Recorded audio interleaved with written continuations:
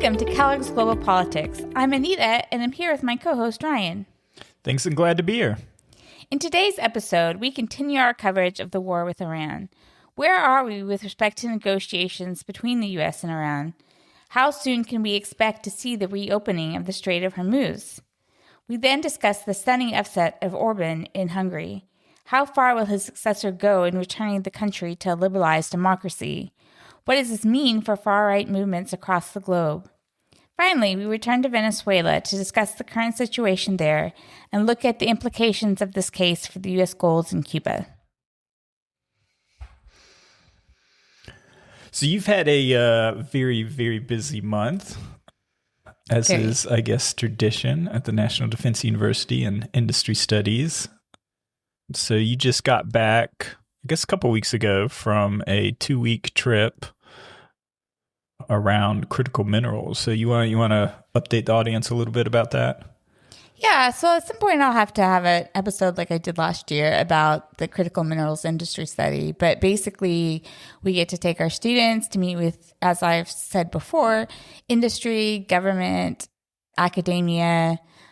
So we spent the first week domestically in Denver and Las Vegas, went out and saw the Mountain Pass mine, which has been in the news because of the government equity stake in it. And it's the only source of rare minerals in the United States. So in Argentina and Chile, we went to see an underground copper mine, one of the biggest in the world. We were like almost 2 miles underground, which is crazy. Even crazier, so big that you could like drive down there. We went to the underground mine in Denver, like you had to take this very slow elevator. But it was pretty fascinating, and we met with some high-level government officials in Argentina, really got a sense of where the mining industry is there. They could be important allies to the U.S. in bolstering its critical mineral supply chain. Right. But going back to this wasn't just any mine. I mean, this is the world famous Chilean mine where the miners got trapped there, and they made that movie, which I haven't seen.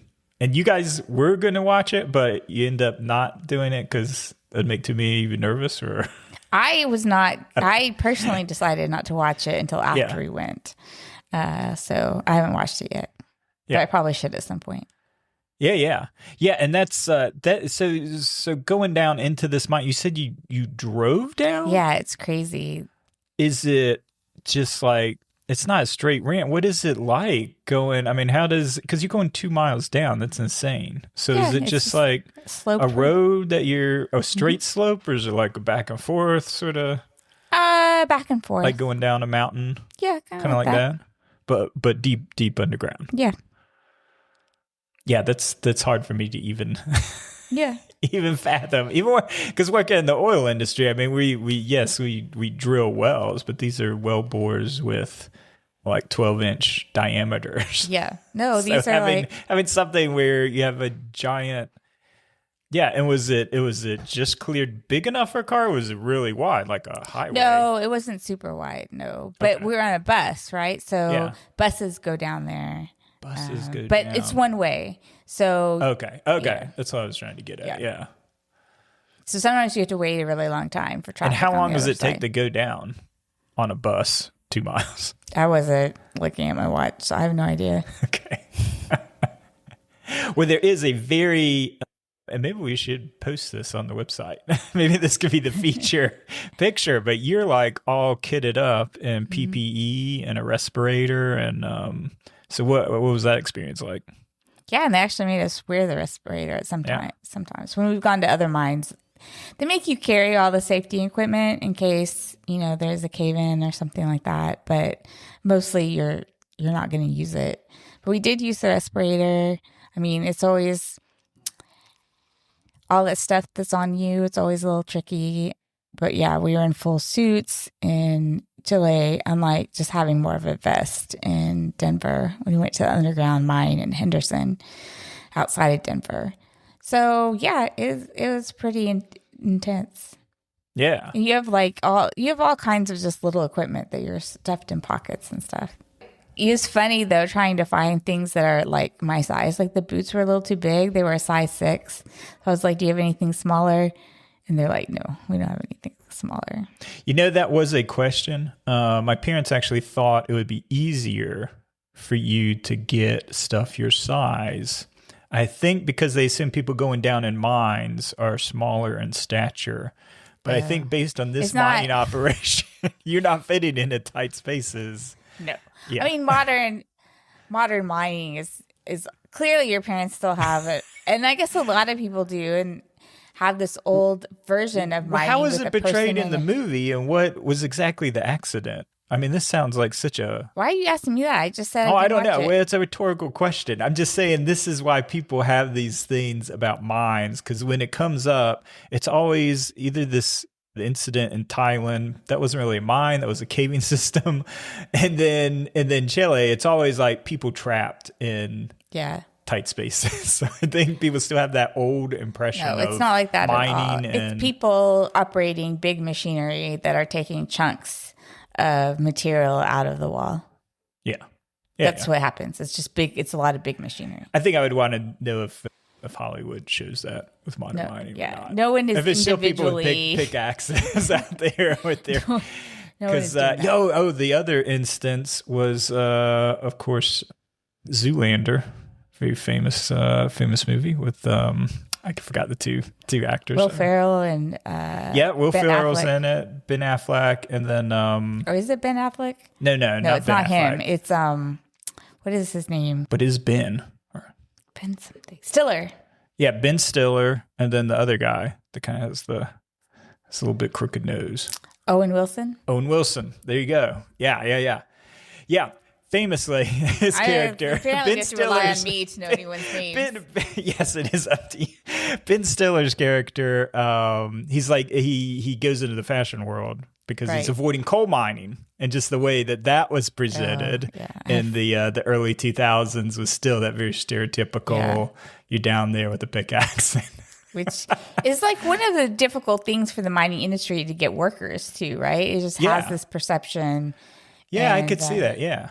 It was cool. In Chile, we also saw one of so there's like 6 mines within this main mine, and one of them is fully automated because it's really dangerous for people. Yeah. So it's cool to see the automation, and you have somebody like sitting in a chair, like a gaming chair with like sticks on the side controlling these machines. Yeah, and it is very similar sort of analogy to oil and gas now that I think about it, because again, I haven't watched these shows, but like Landman, I mean, it's very popular sort of say, but the way the oil industry is always presented is the wildcat roughneckers out there using chains to move pipe, just all these sort of dangerous practices that were probably common like 30, 40 years ago.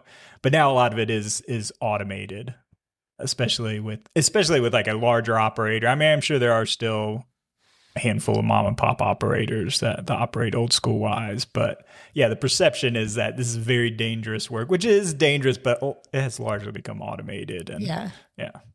Someone was just talking to me about Landman, about all the tragic deaths and injuries that happen on the rigs. I'm sure.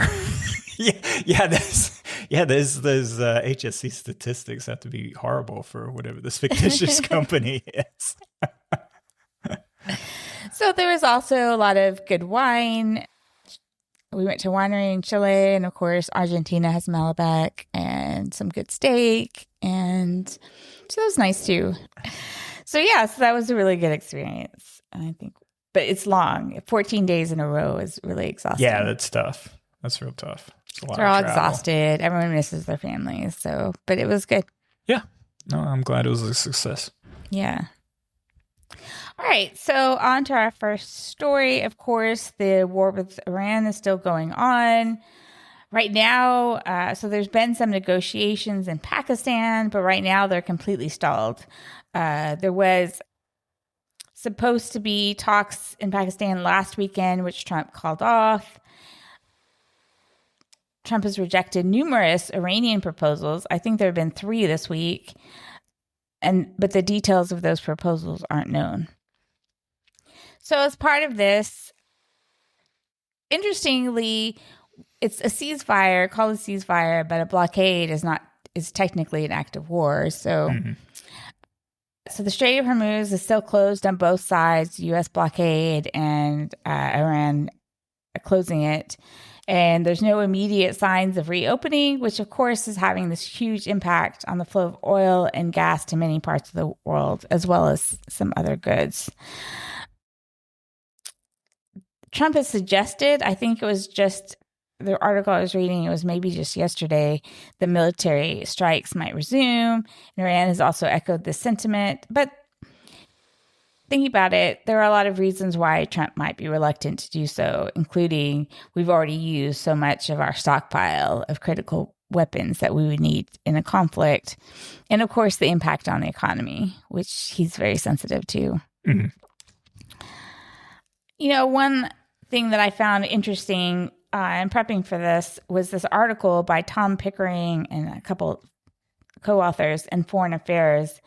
And it suggested if there's going to be an end to this, the U.S. would have to make certain concessions, which reading it, it's hard for me to see. One important one is accepting that Iran has a fundamental right as a sovereign state to enrich uranium for civilian peaceful purposes, and this is guaranteed under the Nuclear Non-Proliferation Treaty. But in return, Iran would have to agree to new limits and severe oversight of its nuclear program so Washington can be sure it'll never build a nuclear weapon. And then this was also interesting. I thought the U.S. will also need to help Iran reconstruct by letting states along the Persian Gulf, including Iran, impose surcharges for certain oil-related goods that depart from ports in the Persian Gulf and travel through the Strait of Hormuz. But on the other hand, Iran has to accept that it can't just extract funds for any ship that's going through the strait because that contravenes international law. So those were the two big ones he talked about. It would require a good deal of compromise on the U.S. side. I can see more compromise in Iran. So how realistic do you think any of that is? Well, I mean, one thing that jumped out was, and I don't remember the details of the deal, the nuclear deal that the Obama administration negotiated, but did they allow the enrichment of uranium for civilian peaceful purposes, or is this something above and beyond what was allowed? No, I think that was probably still allowed.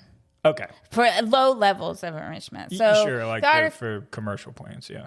The article in the New York Times, which we'll have a link to, you know, the highly enriched uranium happened, like 90% of their current stockpile happened after the deal. Yeah, after Trump pulled out of the deal. Yeah. But low levels of enrichment you use more for civilian. Right, and that was permitted under the previous treaty. I think it was. But I don't know for sure. Yeah. So this is, I mean, it sounds like you're basically the politics of, and I think we talked about last time, of the potential likelihood of going back to a deal structure very similar to what Trump backed out of. But again, him being able to frame it like this is a big victory or something. Okay. I think also interesting is this idea of the surcharge. Yeah. Around petroleum related goods. So would this have a cap on it? Because this is designed to help rebuild the damage done to infrastructure within Iran. I mean, would this be like in perpetuity or have a cap on it? He didn't go into that. They didn't go into that much detail. Yeah. I mean, that's a loss, obviously. Immediately where you're worse off compared to, well, one, where you were before the war, and then two, after the or compared to the Obama deal that was negotiated. Yeah, any sort of fee of any good is definitely a loss. So it's sort of like a compromise between what Iran's currently doing, where it's just extracting for like every single ship, and just focusing on oil related goods. This seems reasonable. How much talk was there around the current stockpile of highly enriched uranium? So I can't remember what article it was in, but experts, and I don't know how they're estimating, think that there's still enough left for like 100 nukes. Yeah, I mean, which is more than Israel's arsenal. Yeah, like 800 pounds of highly enriched uranium. Something like that. Yeah. I don't remember the detailed number, but... Yeah. So, but I don't know. I mean, I think it's a guesstimate, really. Yeah. We really have no idea how much for sure, and then where it is, and how accessible it is, and all those sort of details. Yeah. But presumably, I mean, part of this is also being open to full international inspections. Yep. And yeah. So I don't know how realistic, though. I think it is. In terms of the Trump administration agreeing to these, I mean, it's hard to know without kind of these other, like the highly enriched uranium status as part of the part of it, and then any mention of sanctions, sanction relief. No. So that still stays in place.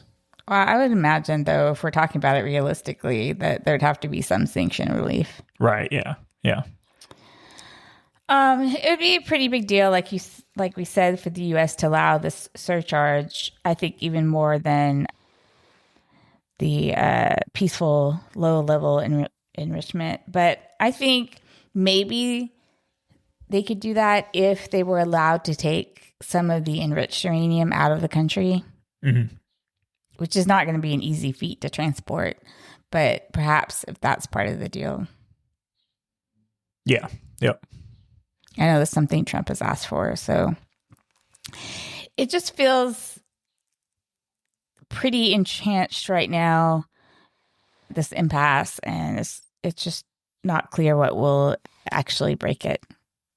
But I mean, I think Trump definitely feels the pressure to come up with a deal for sure because of the economic impacts. Yeah. I mean, I think there's definitely that. I'm not sure he's pressured to be in a deal where it would be an obvious loss, like something that he can't frame. Because I'm not sure how much he cares politically about the Republican Party in general. It could be just this belief that the midterms are already lost. So who cares about the short-term economic impact? Redistricting if they thought the midterms were already lost. Yeah, you're referring to the Supreme Court ruling. I think that, I mean, likely only Louisiana will be able to swing. Tennessee's trying. It's going to be a handful of seats. And if you're talking about a 40-seat swing comparable to 2018 or 1994, it doesn't matter what handful of seats will swing.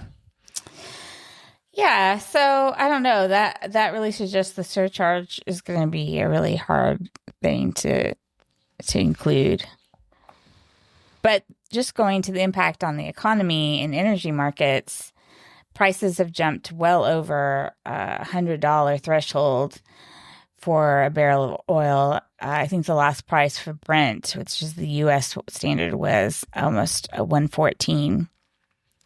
And kind of almost more importantly, the futures price for oil is about 50% higher than it was before the war. Though The Economist argues this is way too low and seems to be operating under the assumption that America and Iran will soon strike a peace deal, that their agreement will reopen Hormuz, and that soon after the strait is clear, petroleum and jet fuel will once again be plentiful. But they also point out when the strait reopens, it won't be turning on the oil taps immediately. It has to be demined, which will take significant time. Insurance rates could be prohibitive, so governments may need to organize a scheme to cover extreme risks. And then things that you pointed out to me, shutting down production may have damaged oil wells. Restoring, also take time. Returning that output, restarting those refineries won't immediately return to full capacity. Mm-hmm. Yeah. No, I mean, for sure, there's just a physical limit that the system is running up against, and kind of the economist whole take is that the market's far too optimistic around incorporating kind of the physical limits and these sort of time issues associated with it, and obviously taking a very optimistic stance on how quickly things can get resolved and the strait reopened.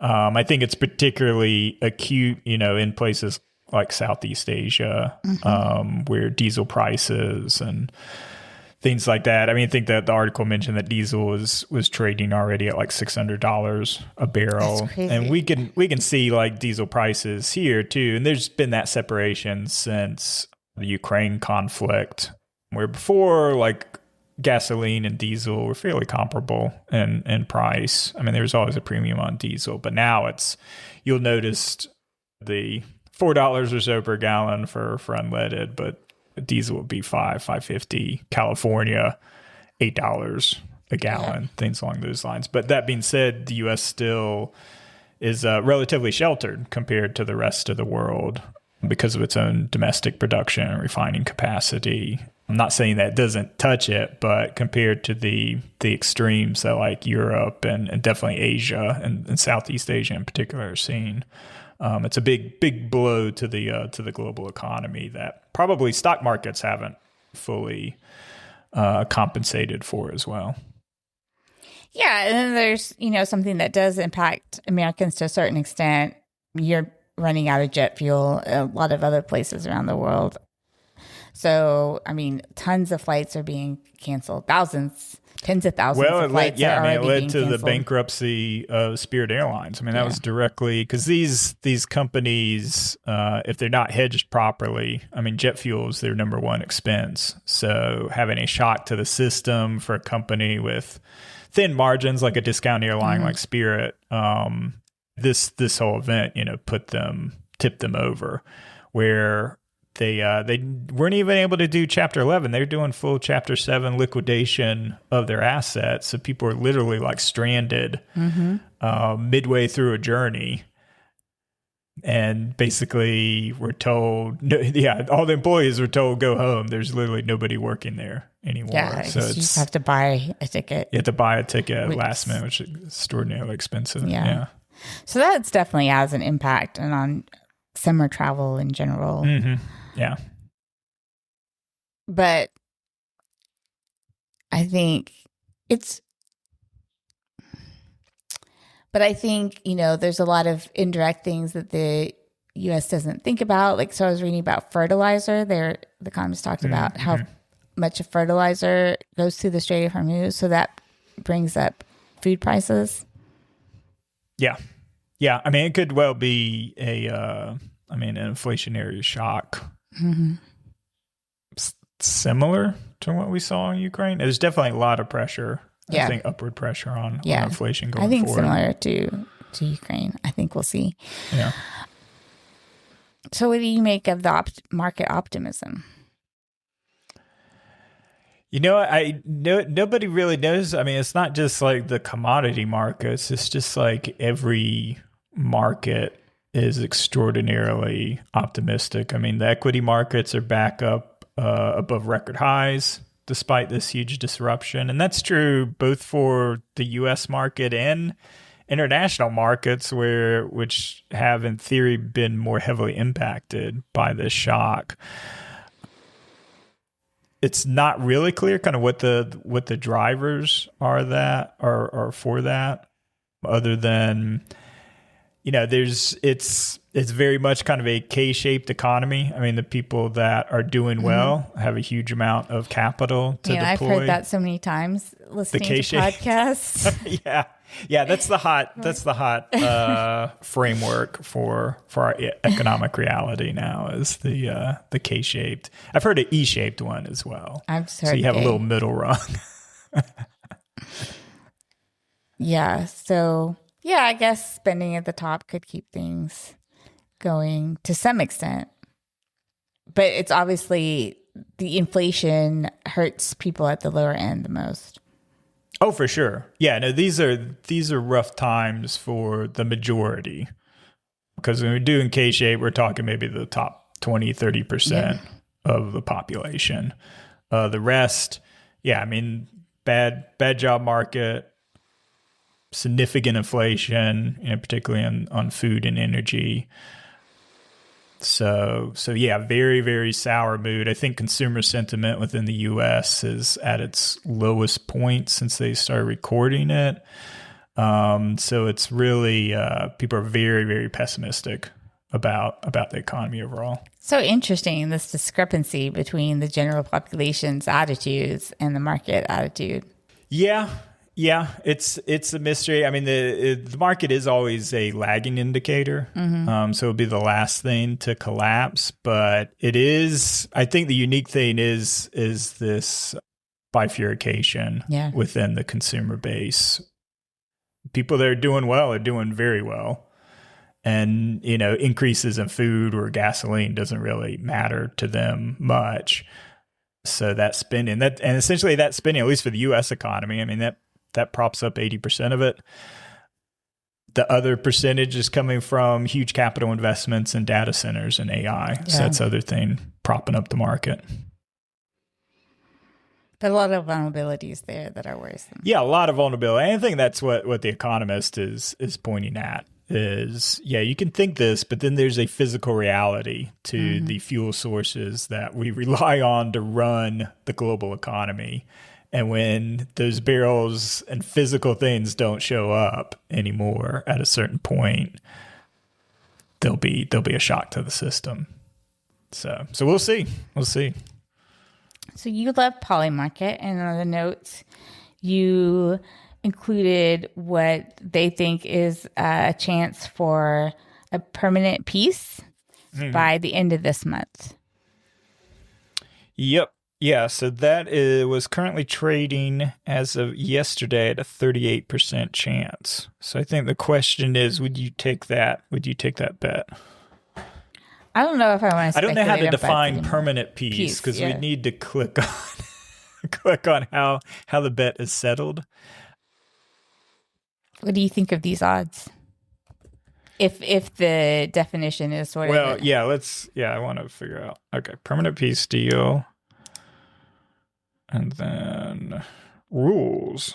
The market will resolve to yes if Iran and the United States agree to a permanent peace deal by the specified date. Okay. Permanent peace deal refers to any agreement which explicitly indicates that military hostilities between the United States and Iran have ended or will permanently cease, or uses equivalent language clearly signaling a lasting end to military hostilities between the two nations. Agreements that are explicitly temporary, which do not include a definitive agreement to end military hostilities between the U.S. and Iran on a lasting basis, e.g. a temporary extension of a 2-week ceasefire agreement announced on April 7th. It's confirming what I'm saying, right? Would not qualify. Okay. Right.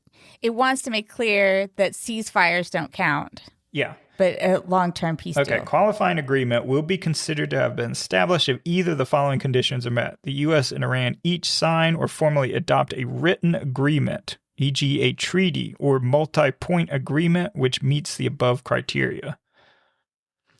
And then both the governments of the United States and Iran provide clear public confirmation that qualifying agreement has to be definitively established. Negotiations, statements of progress, or other statements which do not constitute a definitive announcement that a qualifying agreement has been reached will not count.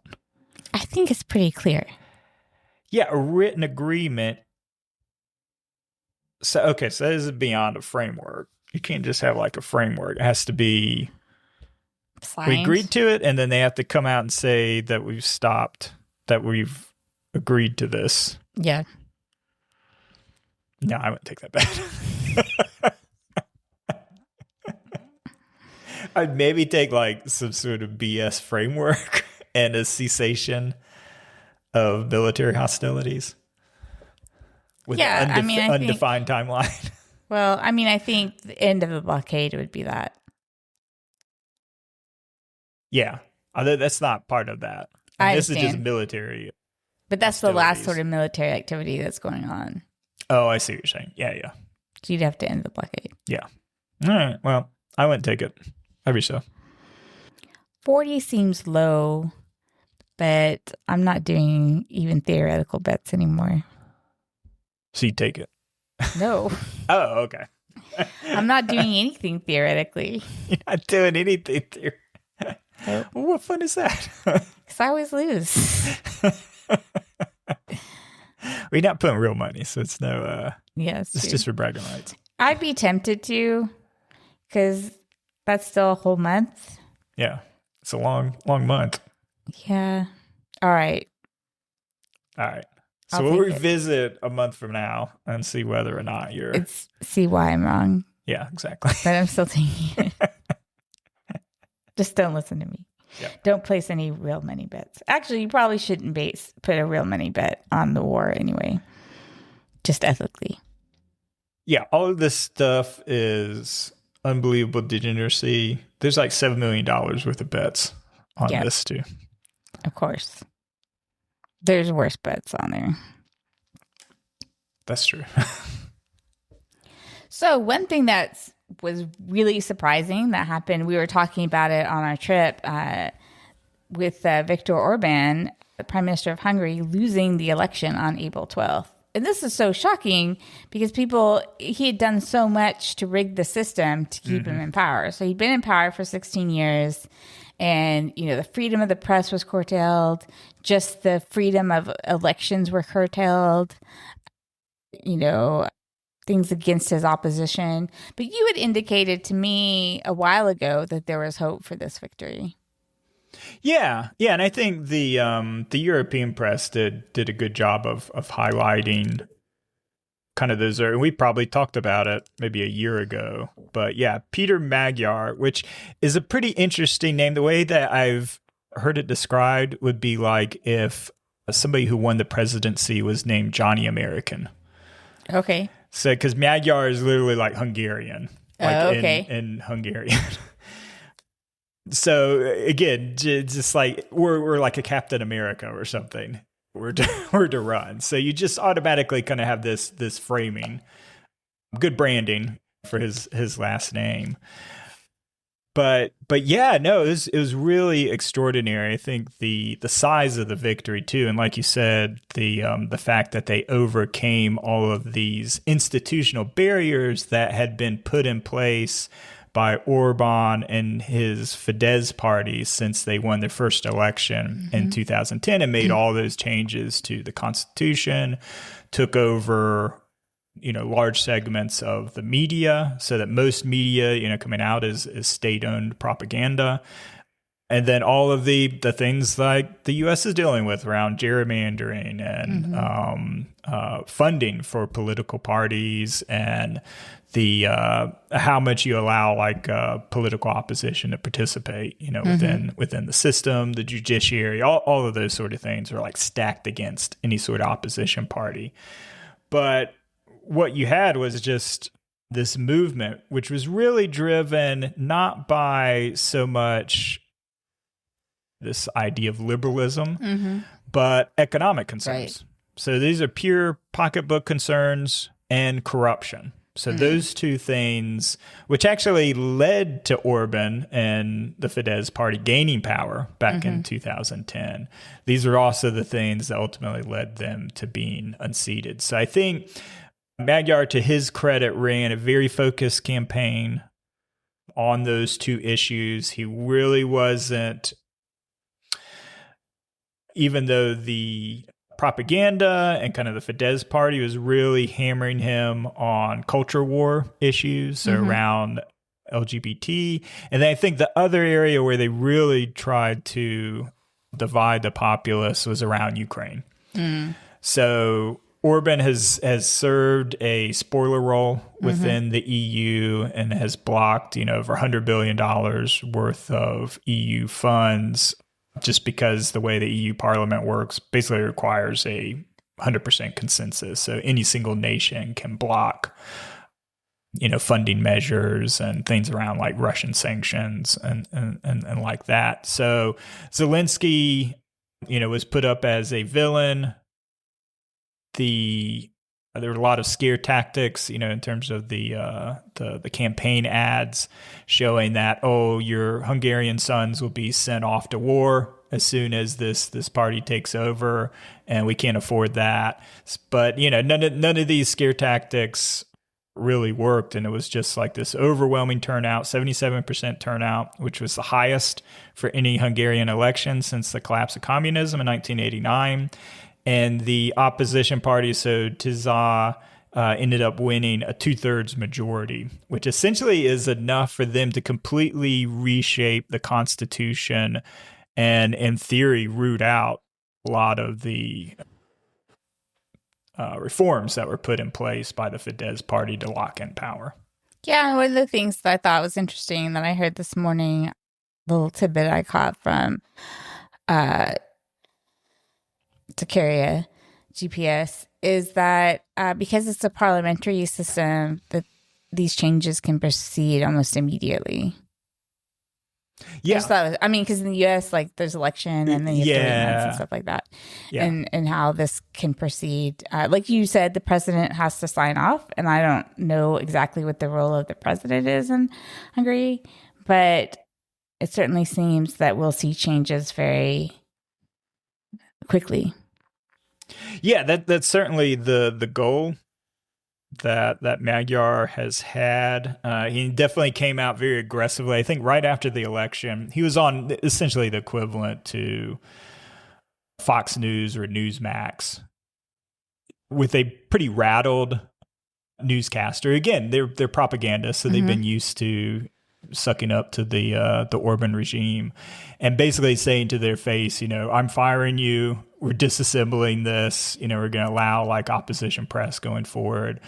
So I think the expectation, and certainly in order to get the $100 billion of frozen, the $20 billion of frozen EU funds, Hungary has to show, certain reforms around its political system. So I think there's economic incentive in addition to, just having to show results, because Hungary has fallen significantly behind its European peers like Bulgaria, Romania, and Poland in terms of economic growth. I think their average GDP per capita is like around 20,000 versus the EU average around 37,000. And then growth in general was flat last year, which was particularly bad. So this is really about, they have to show immediate progress. And definitely one of the things is getting this $20 billion, which is equivalent to like 10% of their GDP. That immediately adds like 1% growth to their economy. So the comparison with the average in the EU didn't mean as much to me because I know that some of these countries that entered from Eastern Europe have stayed persistently much lower. But that you're rating it against Bulgaria and Romania, you're falling behind them is pretty striking. Yeah, and it's real funny kind of how this was framed, and we'll get into kind of the implications in Europe and the greater like far right movement. But it was being framed not as a failure of Orbanism, these pathetic economic growth rates, but rather as the EU punishing. So Brussels purposely punishing the Hungarians, and because they're afraid of Orban and his masculine defense of Western Christian values. Yeah. Well, I guess being fined would hurt you compared to your peers in that way. Yeah. Or having some money withheld. But in reality, it was also this enormous corruption. So it was sort of the typical things which we would not be at all familiar with in this country, where, significant amount of cronyism, a lot of backdoor dealing, insider trading. I think one of the most distinct examples that was used kind of in the campaign by the opposition was supposedly Orban has this country estate that, essentially kind of like a Colombian drug lord is like filled with exotic animals. It's crazy. I saw that in your notes. I was like, what? Yeah. So it was sort of that contrast, this very Versailles sort of thing, while you had hospitals go without toilet paper and just schools like falling apart. So people were able to physically, that's the thing. It's like you can have all this propaganda. People could be inundated with it. People can be also afraid to voice any opposition because, a large part of the economy was public sector. There were a lot of state-owned companies, well, like the energy company is state-owned. So you're afraid to voice any sort of opposition against the administration. But at the end of the day, yeah, you're seeing food is less affordable. And obviously the thing with Iran, all the increase in energy prices, and before that, Ukraine, this all kind of wore down the effect of propaganda. They can frame it all this, they can frame it on, oh, we're keeping all of these illegal immigrants out while, the rest of Europe goes to hell with all its crime.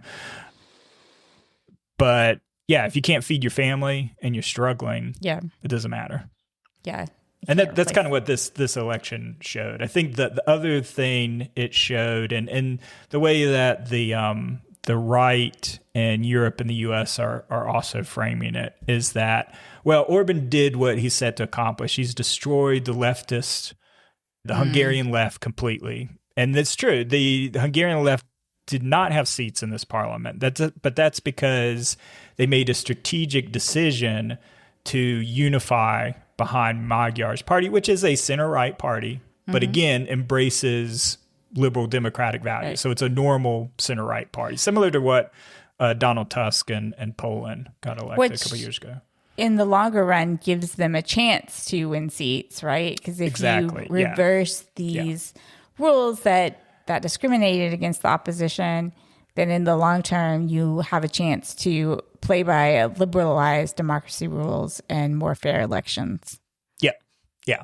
But it was a strategic decision, which obviously paid off to sacrifice. Because again, the thing with the parliamentary system, you might have 10 different little parties with their own little issues, and oftentimes that's how fascism rose in the 1930s in the first place. It's kind of these divisions amongst traditional liberal democratic parties on the left and right.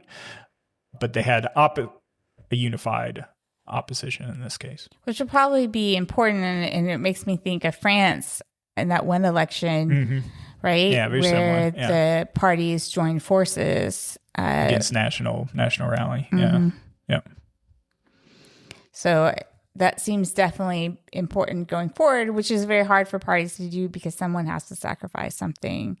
But in this case, to me, it's so clear that the long run gain from that, was a good reason to stand down in this election, support the center-right candidate. It'll be interesting to see how much the parties in Europe can really band against the far-right encroachment in upcoming elections. Yeah, and I think that is a big question, and kind of what lessons the European right takes away from it. I think one of the things that's come out both from this and the in the background, kind of the effects of the Iran war and Trump's falling popularity both within the U.S. and Europe, has caused a number of these far-right leaders to kind of rethink their strategies heading into these bigger elections, or if they're in power. Like, we saw with Meloni in Italy, she appears to be edging away from Trump, both in around kind of support for the war and also in a recent spat with the Pope, which Vance and Trump got into. And we're expecting Meloni to kind of like back them as kind of like ideological allies, but in fact, like back the Pope. Yeah. Probably important to her constituents. I would think so. Yeah, essentially, Van's argument came to be like, you don't know Christianity. We know what Christianity is. Seriously? Yeah, it was pretty bold for a... although, you know what? There were a lot of arguments out there. And I don't know, for an American Catholic, that's not unheard of to be a little bit like a cafeteria cat. I know there were a lot of arguments that are like, oh, you're Catholic, and being... central part of the faith is, which, it is, that the Pope represents Christ, or Christ's emissary on earth. and that it is this leadership role. But I think American Catholics are a little bit more evangelical. If you talk about like more, but more to the right, more the fundamentalist Catholic is the sort of Catholic that should be most adherent to the rules that the Pope speaks for God and the church follows that. Yeah. You normally see that unless he's a libtard, Catholics. in which case you can ignore him. And that's the cafeteria Catholic. Right. approach. It's more the liberal side, right? Who may use birth control and doesn't agree with all those. But the conservatives, Catholics, were at their heyday under Benedict, the successor to Pope John II, who was very, very conservative. But they are having trouble dealing with these slightly more liberal popes. Right. Yeah. Yeah. Anyway. Yeah. So that's interesting content.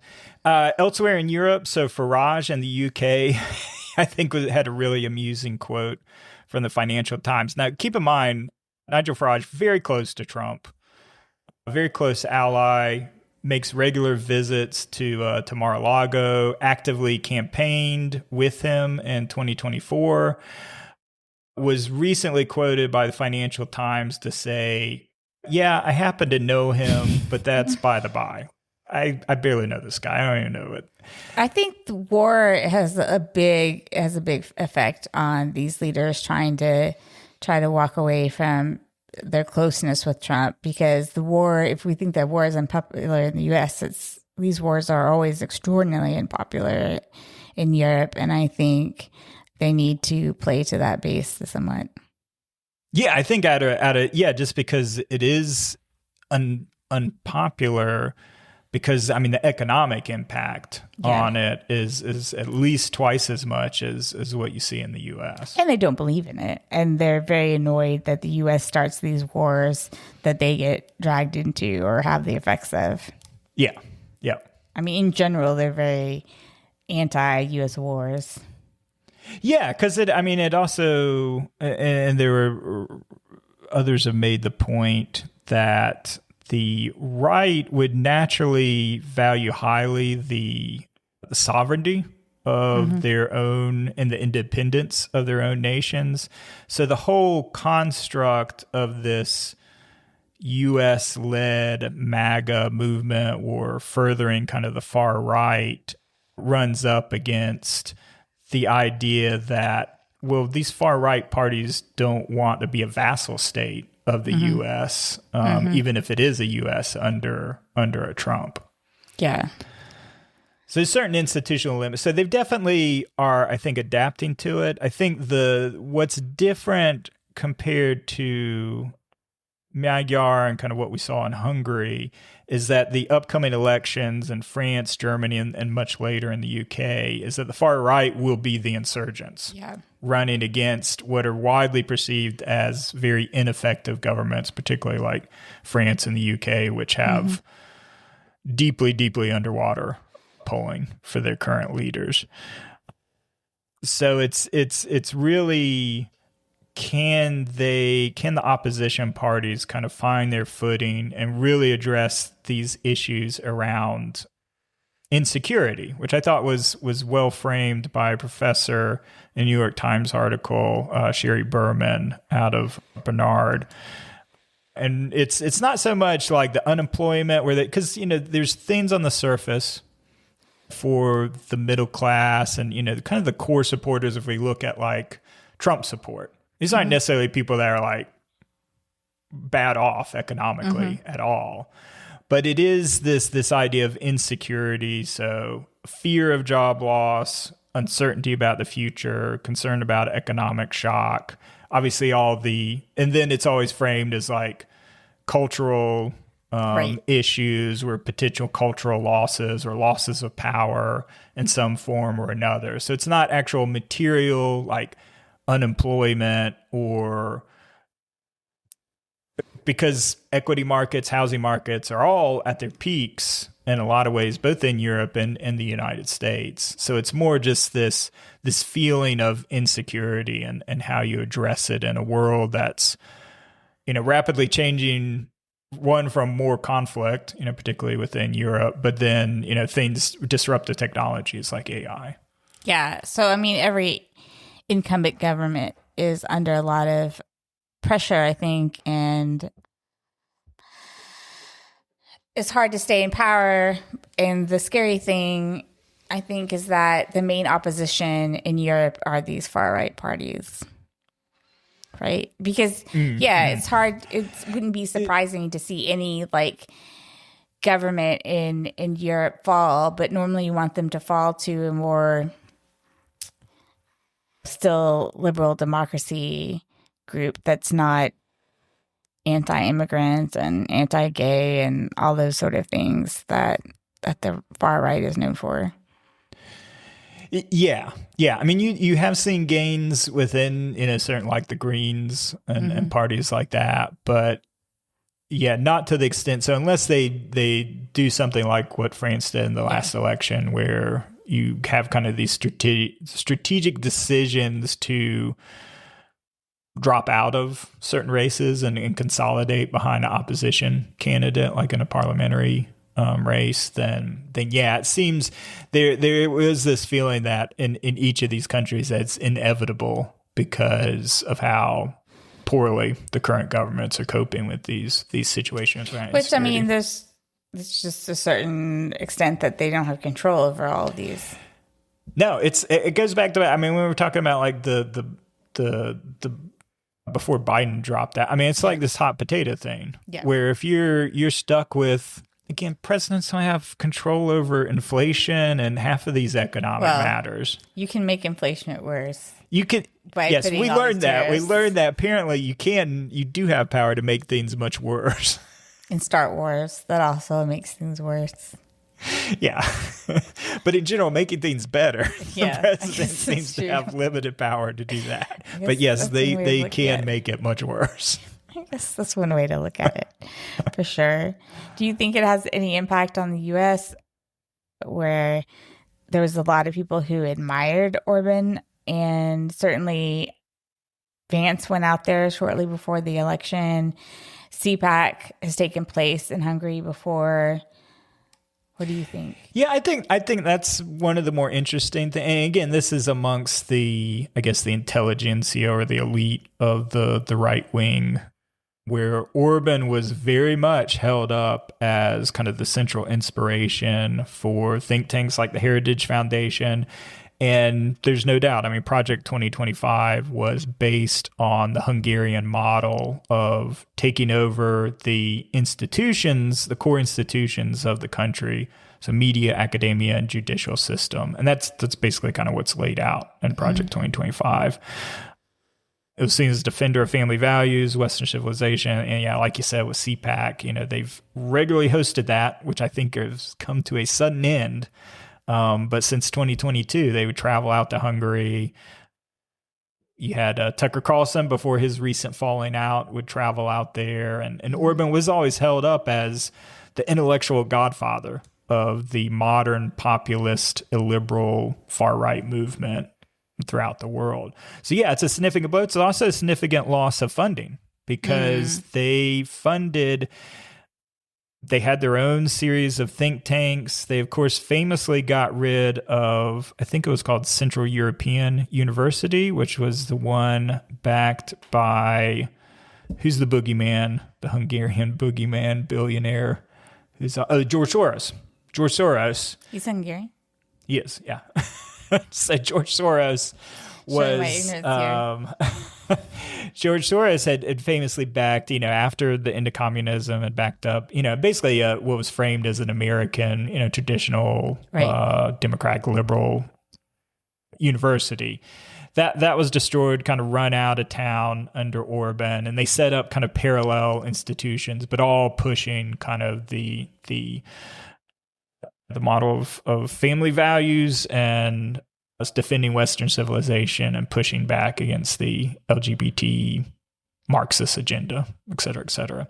So yeah, it could be a huge loss of funding. Yeah, there were a number of scholars. Again, this is the ecosystem and environment that Sebastian Gorka grew out of. So again, all of these guys are kind of feeding onto this. Where does that go without this loss of funding? So definitely a blow there, a symbolic blow. But at the same time, Is it a crippling blow? I don't think so. Yeah, I wouldn't say that. But it is interesting the impact it might have on the I don't know. I want to say intellectual foundations, but there's nothing intellectual about it. How dare you? Oh, there's not. There used to be some intellectuals in the Heritage Foundation.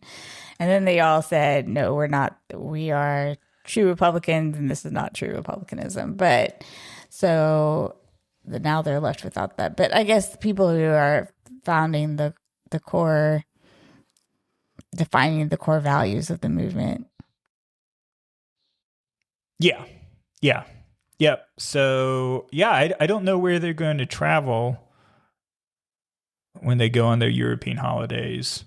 I guess they really need Le Pen or Farage to come through they have a safe space to go.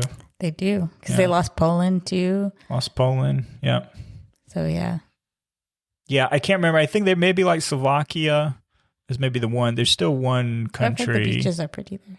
What's that? Heard the beaches are pretty there. Well, there you go.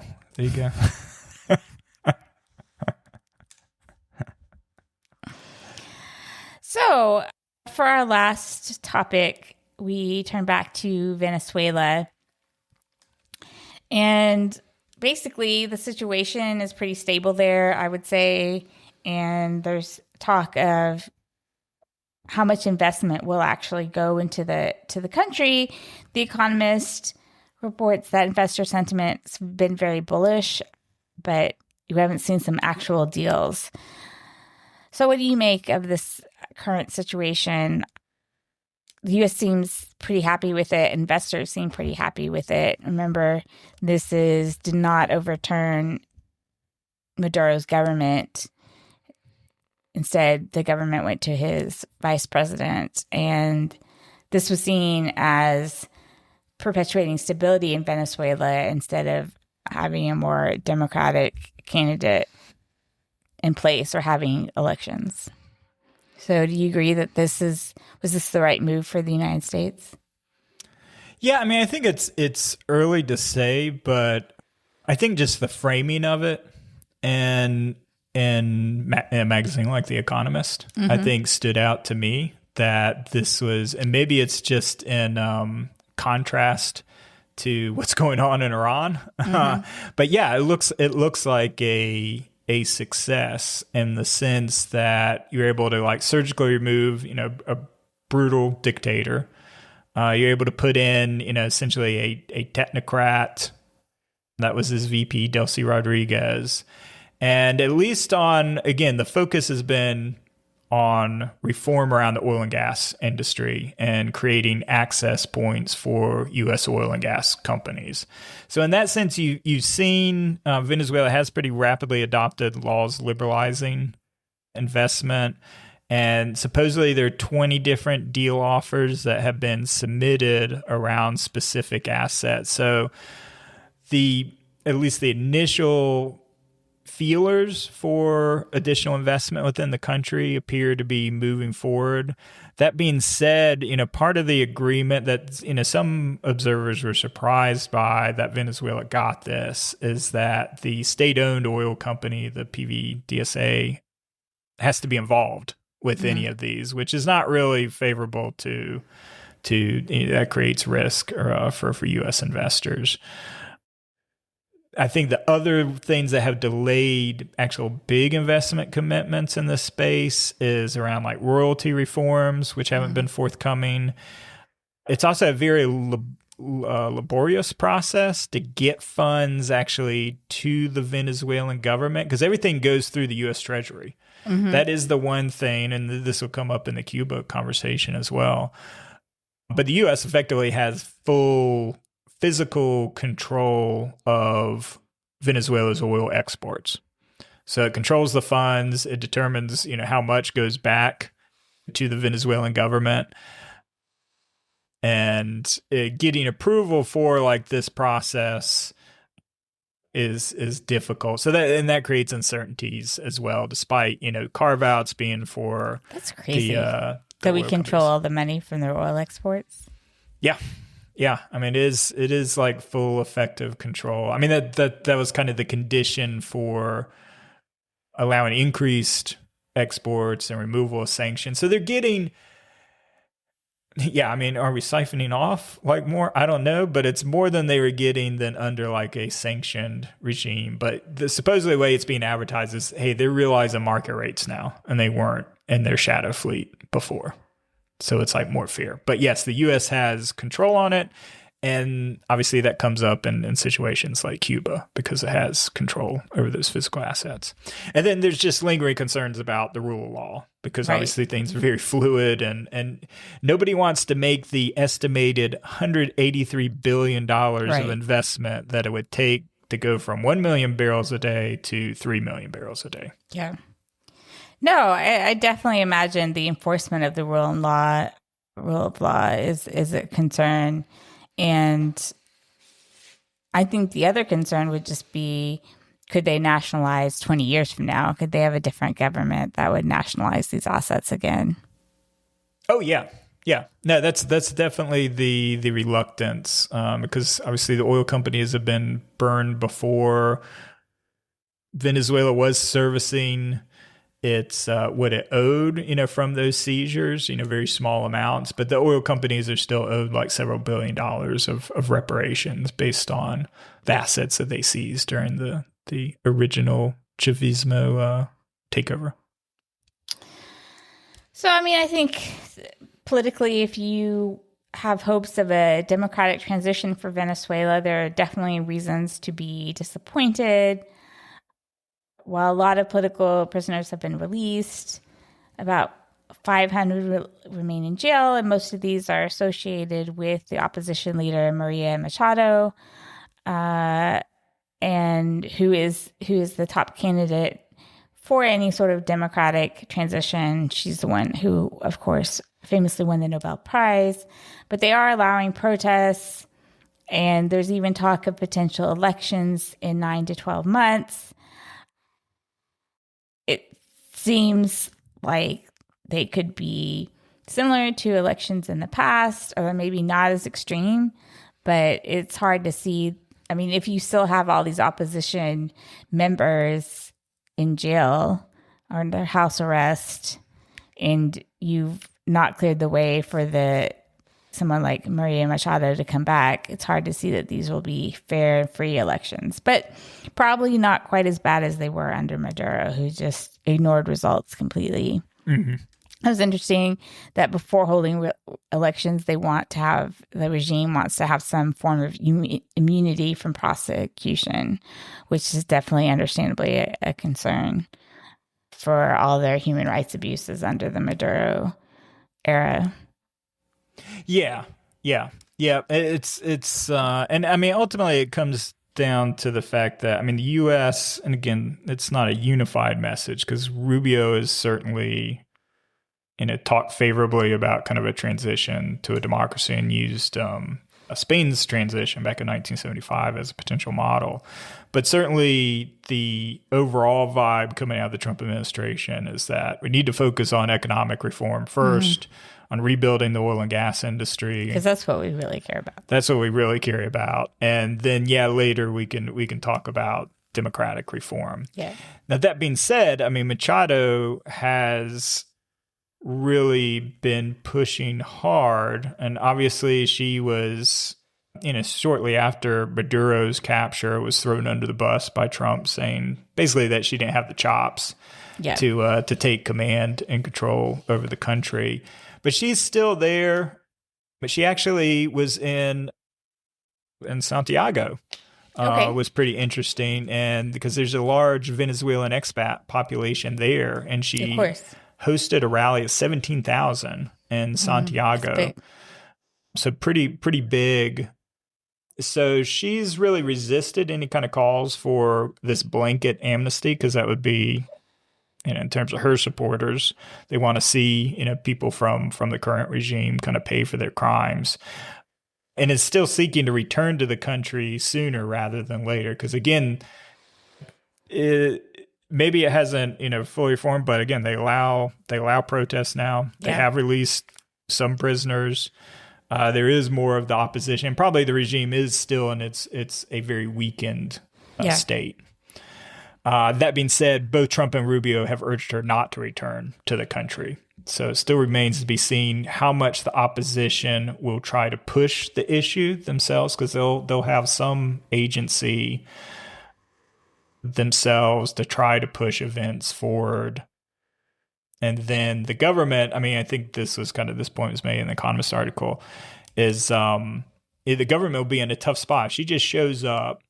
People are allowed, have basically had the freedom to kind of rally to her support. We know that. But most of her supporters are still in jail or house arrest. I mean, no, just the political leadership side. But these groups that the opposition are allowed, and the protests, essentially are her supporters. And then we know from a previous election that Maduro stole, she wasn't able to run, but her proxy was, and they won the majority. So you can think flying into a city, she would have like significant amount of support. So it would really create this difficult situation for the government, given its current relationship and dependency on the U.S., on how to react. That being said, the U.S. it wants stability, and it wants to be able to put money in the industry. And as long as they see, I think there's reasons to be wary of the opposition winning. And I think Trump and Rubio definitely show that, particularly Trump.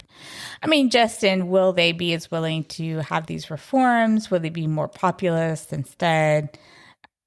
Yeah, I think that's the thing, is with a truly democratically elected government, they probably, because the initial terms that are being talked about are more favorable than are what are common with international oil and gas deals with other countries. So I think this is seen as, we have all the cards. We're going to manipulate this weak regime in order to get the best economic terms. Now, mind you, maybe that doesn't create the stability in order to actually invest. And that's where kind of Trump's gotten mad at like some of the Exxon CEO who said this is uninvestable. Now, he's since kind of backed off of that. Mm-hmm. But his initial instinct, which I think is correct, is like, you have all this uncertainty. You got burned in the past. You still have the same corrupt regime in place. How's this a good investable environment? Yeah, I think just the fear of a more populist turn and renationalizing, I think, is, to me, the biggest threat to investment. But, nice to see that we're out there willing to be exploitative once again. And real good look for the oil industry. Oh, I don't know if I would put it on the oil industry.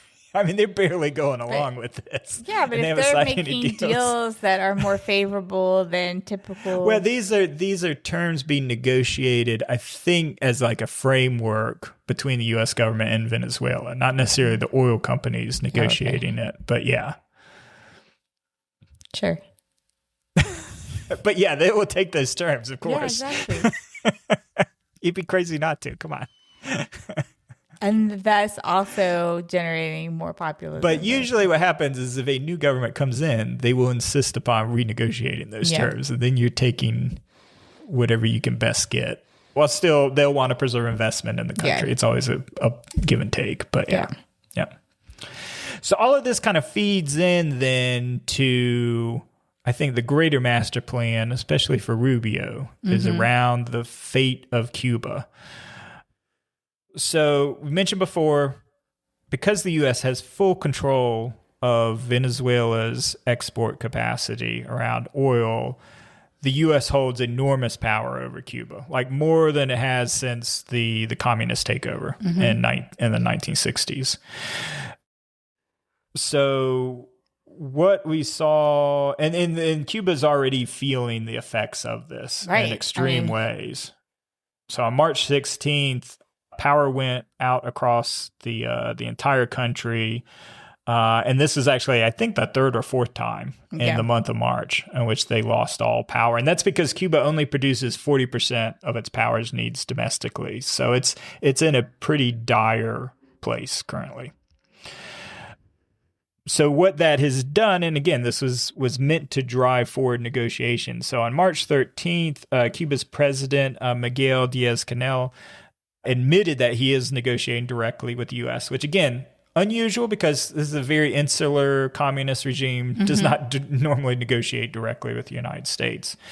And according to The Economist, so some details emerged. So one was the U.S. is seeking expansion of allowing additional fuel shipments, but they have to come from the U.S. private sector. Oh, okay. So again, we have to get the revenue. We have to get our beak wet before they're going to get additional fuel. It can't come from other sources. Again, what's that? That's so. This is just gunboat diplomacy. It's colonial. Yeah, this is all throwback to the 19th century. It's wrong. Well, this is our foreign policy now. So this is why we're very popular around the world. The other area was opening the country up to U.S. investments. And then on the, I assume this was Rubio's little addition, releasing political prisoners and allowing exiles to return not just as tourists, but actually as business owners. So all of this is being theorized as a goal to destabilize the regime over time. So not to have something like Maduro, where you just go in and snatch, but using this to undermine the power that the Castro and kind of the communist elites have over the country, and using energy really as that chokehold to punish and enforce these while trying to grow private sources of power, mostly economic power over time, so that you reach this point where they're so weakened that they can be easily overthrown. So I thought that was kind of interesting that it isn't really focused kind of on a military application, which of course the U.S. has failed historically at, most famously with like the Bay of Pigs, but rather as we've choked them off. They're in this extremely vulnerable spot. And then to use that leverage to, over time, kind of weaken the regime and bring in these other sources of power from like the Cuban expat community and investment dollars and things along that. So I don't know. What do you think of that? Well, I mean, what I've been reading a little bit about this whole relationship with Cuba, is that we cut off their main supply of fuel, and it's as you said all these things, but it's very desperate, and this is what's forced them into some sort of negotiating. So it's pretty huge, like you said, the most leverage since the communists took over. And I think, this form of economic warfare can be so effective that you don't even have to use, more of your military prowess. Also, I think going in there and taking out one person like they did Maduro is not going to do anything. But doing this, you might also have, bringing economic growth, get the support of the Cuban people as well. I think it's a very different situation than you have in a lot of countries, definitely different than Iran. You probably have a population in general more sympathetic to Americans. I think. I don't know. I don't know a lot about Cuba, but certainly will want reforms that bring a stronger economy. And if the U.S. can do that, obviously, I roll my eyes a little bit. These deals with prioritizing American investment, requiring them to buy American oil is not 21st century economics and trade. I mean, it reminds me a lot of the arrangements that the British Empire did with India as well. A lot of these are very similar. So I think that's pretty terrible that we're putting those kind of restrictions on them. I think, you could definitely do this whole goal of destabilizing the regime and enforcing economic political liberalization by just opening up global trade. Oh, by not forcing them to buy like. Oh, I see. Yeah. Well, that was never going to be, because we're the ones, if we're spending the money on the warships for the blockade, and American companies should realize the gains from. This is wrong. This is bad for global security more generally. I don't like that they're doing this. Yeah. Because you can accomplish all of your political goals and economic goals without doing that. Yeah, without the carve out specifically for U.S. companies. Just the matter of distance is already you're going to buy probably more American oil than you're going to buy from other places, I would guess. Yeah. And then I don't think you need to say. Who else is going to? The Cuban expat community in Florida is huge. Yeah. So who else is going to kind of go in there and so invest in the country? You're likely to have the same results without being all mercantilist. Yeah. I think the other interesting aspect that I was reading is kind of how the Castro family is positioning itself. And it's because it looks like the current president, who's not a Castro, but was handpicked by Raul Castro, who was the brother of Fidel Castro, of course, the revolutionary founder. He's being set up kind of as the fall guy, this president, Miguel Diaz-Canel. But the Castro family, which is very extensive, but are like embedded throughout all aspects of the Cuban economy and military and elite. They're looking to position themselves still as the key deal makers, so that even in this deal and potential transition, that they kind of retain power within the country. And that's being kind of emulated by the fact that it is Raul Castro's grandson, Raul Guillermo Rodriguez, who's been in direct talks with Rubio, around these situations. So the Castros are still very much embedded, within it. So I know there's one article that was kind of like, are they going to go from being kind of Marxist revolutionaries to crony capitalists under this new system? So it'd be interesting to see, which would kind of fit in with the current situation in Venezuela, where you're taking kind of this lead and kind of changing the system a bit, but to better serve U.S. interest. Yeah. And if the Castro family can capitalize on that, they have their own incentives. Yeah. If they're willing to change ideology, which would not be surprising historically. Well, and honestly, it goes back to their roots. I had no idea. I don't know if you knew this, but Fidel Castro came from a family of wealthy sugar plantation owners. I did not know So they were like the bourgeoisie of, but then became Marxist revolutionaries. So I felt like this is just flipping back to the original family structure. Other than Fidel's brother, you don't have anybody who was part of that revolution. Right. It was a long time ago. I think, Raul was like 94 years old. Yeah. So people ask me all the time if I think Cuba will be the next Venezuela. And I think clearly we're able to go about this in a different way. Obviously, just the size of Cuba, too, allows us to have a more effective blockade. But I think we're waging very effective economic warfare that we're not always able to leverage in other cases. So I think this will all be accomplished without the military direct intervention. Yeah. No, I agree.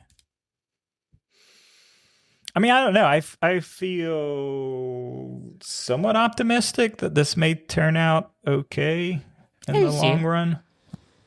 I don't like parts of it, but I think, just considering what I've read, how severe the energy crisis is in Cuba, it seems like they're really put in a position where they have to negotiate. Oh, yeah. No, they're definitely over the proverbial barrel, no pun intended. And I think they have little choice at this point. And But yeah, it's just it has a lot of potential. I think that people have a lot of potential. There's a huge amount of human capital there. Not that will allow them to immigrate to the United States. Yeah, yeah. And then, Trump's overriding desires a huge amount of beachfront property. I mean, this is East Coast Hawaii written all over it. So the development and economic potential for something 90 miles away from Florida is enormous. Yeah. So yeah, both he and Rubio have personal reasons to want to pursue this. I think it is, part of me is like, why couldn't we do this before? What was holding us back? And if Trump had just taken Iran out of this and just focused on his Donroe doctrine, it would look pretty effective. Yeah, I agree. Yeah, it really is a stunning turnaround because before I had talked about how effective like Trump's Middle East policy was, prior to this war. I mean, I think he's an effective actor in there, and that was one of the strengths from the first term. But now this is like the thing that could bring down, how people think about his presidency. Yeah, I mean, from a foreign policy perspective. I read an interesting article. I think it was the New York Times editorial board that I didn't 100% agree with. But just think, if you had stuck to Venezuela and Cuba, like how much American power looks, and instead you have Iran, which they point out, like militarily, like we were able to have this, these tactical battles destroy so much, but we can't get rid of the regime, and Iran is held up in a sort of asymmetrical way in costs and keeping, again, just regime survival, which we've talked about would be a huge win for Iran. So that, knowing that we're going through these huge stockpiles without the immediate capabilities to replace them, I think has made the military on the whole maybe look a little bit weaker than it did after Venezuela. Yeah. I'm not able to reopen the Strait of Hormuz is another, looking at our Navy. I think there are reasons why it does not show the strength of American power in the way that these other events certainly have. Yeah, for sure. I mean, I think it is, we should be able to learn these sort of lessons through our previous cooperation and what we observed with Ukraine in terms of like the change in the modern battlefield and the ineffectiveness of these huge expensive weapon systems, which is something the editorial drones pointed out, right? We're equipped to fight old type of wars, but not modern wars, which have allowed these smaller countries to gather this asymmetrical power. Yeah. So you would hope, I feel like the actual waging this war is the wake-up call. Honestly, I think you had the wake-up call, but maybe you have to actually have the experience of the wake-up call. Because I think it's not just, the regime survivability, but I think a lot of people have made notes of how effective the Iranian drones were in striking U.S. military bases and sites and taking out aircrafts and things like that, and how relatively vulnerable we were as a result. So again, all of these things, we went from, January 3rd, pulling off one of the most masterful special operations missions in military history and looking overwhelmingly powerful, from that sense, to now it's like a lot of the sentiment is, China, sees how weak, we've, used all these munitions. Even a half-rate country like Iran can neutralize, a lot of these advantages. China has, in terms of these new means of warfare, much more advanced and has much greater industrial capacity around that, as well as having all the traditional tonnage and naval capacity of the U.S. So it has like this combined force. At least it seems like amongst the chattering classes and think tank pieces that the U.S. seems to have significantly signaled like military weakness in this campaign. I think it's shown where our vulnerabilities lie. I mean, like you said, it could be a wake-up call. I thought when I read some article this week that was talking about Hegseth has been pretty aggressively in trying to expand the industrial base to make more of these weapons, right? So that they're not producing 20 a year, they're producing 300 a year. But the big problem is that money has to be allocated by Congress. And that's where like Congress is just not doing that. And firms are saying, we're not going to increase our production until money is appropriated for it. Yeah.